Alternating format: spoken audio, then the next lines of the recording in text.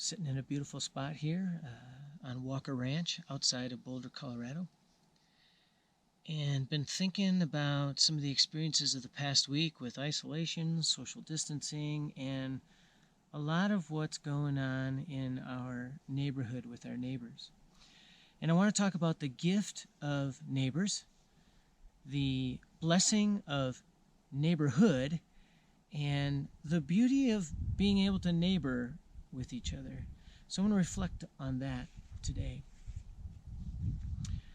I want to read from Romans chapter 8. I consider that our present sufferings are not worth comparing to the glory that will be revealed in us.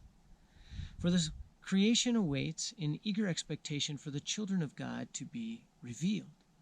And as creation groans, as we ourselves groan, and I think we're in a time of groaning, the entire world is, the Spirit helps us in our weakness.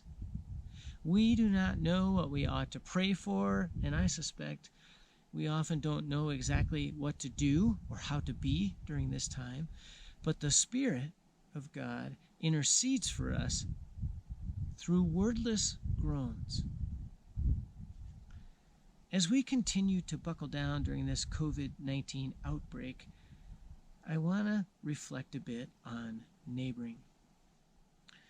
St. Francis of Assisi some time ago penned these words, "Make me a channel, a life-flowing river of peace, to bring love where there is hatred, bringing pardon to injury, faith to doubt, hope to despair, and joy to sadness. So make me, God, a channel of that, a river of those things."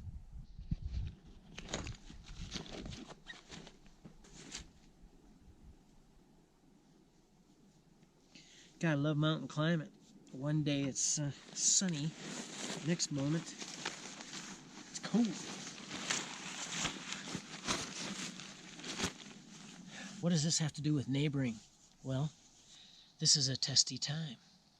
As we find out whether we are following Jesus or if he's just behind us carrying our stuff, our garbage, the things of life, especially as we live now in close quarters.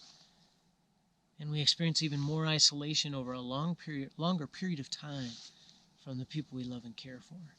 So now is a time to be able to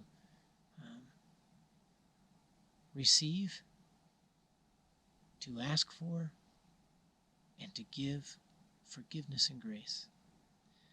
I had a really testy time yesterday. It's just one of those ebbs and flows, right? Where your emotions, my emotions, got the better of me, and it was the perfect opportunity to ask for and to receive and also to give forgiveness. Here's a poem that was sent to me that was passed on from a friend who was passed on to them by a friend, but things like this are going around, and it's called Lockdown by Friar Richard Hendrick, who is located in Europe at present, where they are getting hard by this virus, hitting hard by it. Yes, there is fear. Yes, there is isolation. Yes, there is panic buying. Yes, there is sickness. Yes, there is even death. But they say that in Wuhan, after so many years of noise, you can hear the birds again. They say that after just a few weeks of quiet, the sky is no longer thick with fumes, but blue and gray and clear. They say that in the streets of Assisi, people are singing to each other across the empty squares, keeping their windows open so that those who are alone may hear the sounds of family and community around them. They say that a hotel in the west of Ireland is offering free meals and delivery to every household in need. All over the world, people are slowing down and reflecting. All over the world, people are looking at their neighbors in a new way.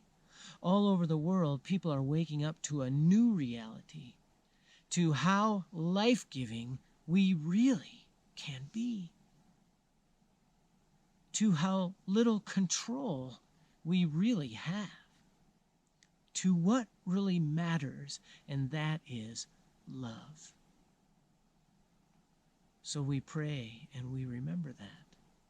Yes, there is fear, but there does not have to be hate. There is isolation. There does not have to be loneliness. We can reach out. Yes, there's panic buying, but there doesn't have to be meanness and hoarding. Yes, there's sickness, but there does not have to be disease of the soul. Yes, there's even death, but there can always be a rebirth of love. I love it that the sun came out.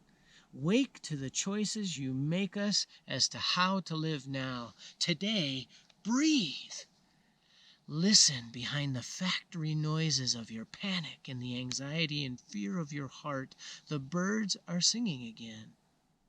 The sky is clearing and spring is coming. And we always can be encompassed, surrounded, enfolded by love. So open the windows of your soul, and though you may not be able to touch across the empty square or the street, right, that seems to divide us today, you can sing. We've had a poem that's been being written in our neighborhood. A phone call, hey, I'm going to the store, is there anything you need?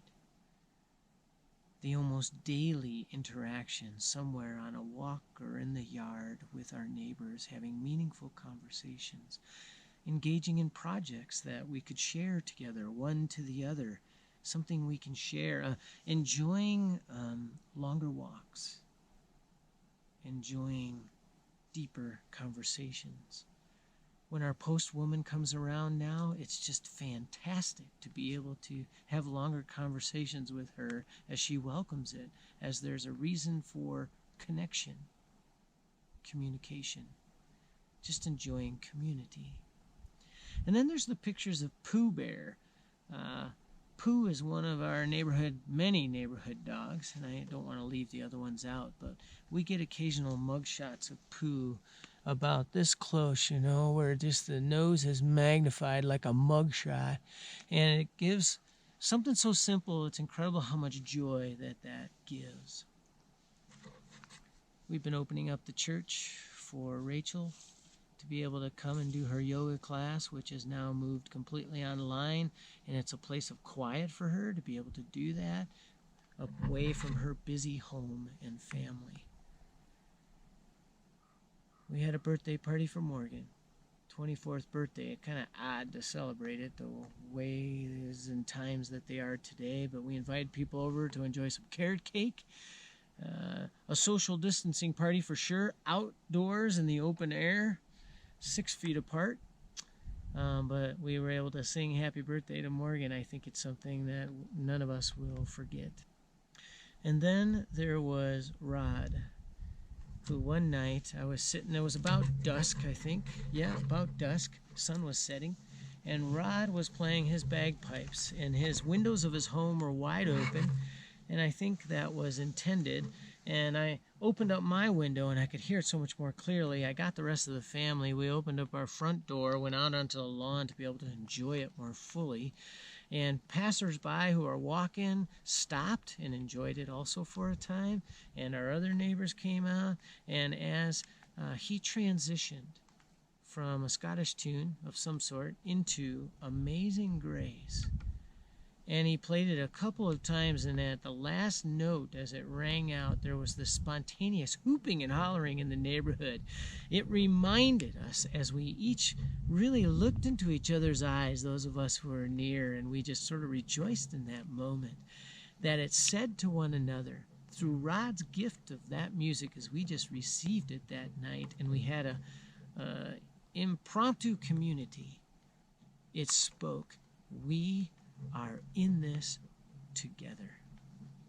More than any other time, our world and our neighbors need hope, they need love, they need all the good gifts that we can give one another, the best of humanity, gifts of the Spirit of God.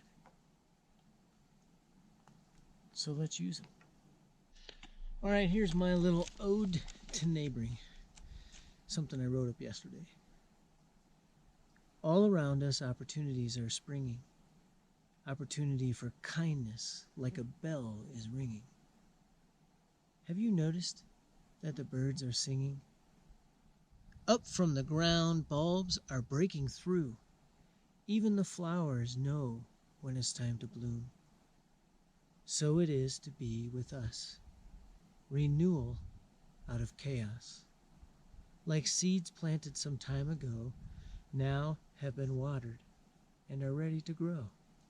Light out of darkness, laziness to readiness, hope out of fear, love in the midst of tears.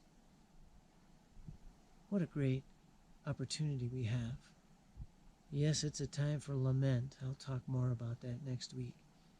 But more than ever, our neighbors and our world needs hope. They need light. They need a good neighbor.